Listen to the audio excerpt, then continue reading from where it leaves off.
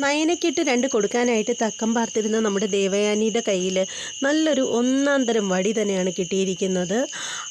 ആ വടിയെടുത്ത് നല്ല രീതിയിൽ പ്രയോഗിക്കാനും നമ്മുടെ ദേവയാനി ഒട്ടും മടിക്കുന്നില്ല. അതായത് നമ്മുടെ നവ്യയുടെ ഗർഭനാടകം പൊളിയുമ്പോൾ നമ്മുടെ നയനയ്ക്ക് ആ കാര്യങ്ങളെല്ലാം അറിയാമായിരുന്നു എന്ന കാര്യം എല്ലാവരുടെ മുന്നിൽ വെച്ചിട്ട് നമ്മുടെ നയന സമ്മതിച്ചു കൊടുക്കുകയാണ്. അപ്പോൾ ആ സമയത്തിന് തന്നെ നമ്മുടെ ദേവയാനിയുടെ തന്ത്രം അങ്ങോട്ട് എടുത്തിടുകയാണ്. ദേവയാനി പറയുകയാണ്, എടി ഇനി നിന്നെ അനന്തപുരി തറവാടിന് ആവശ്യമില്ല.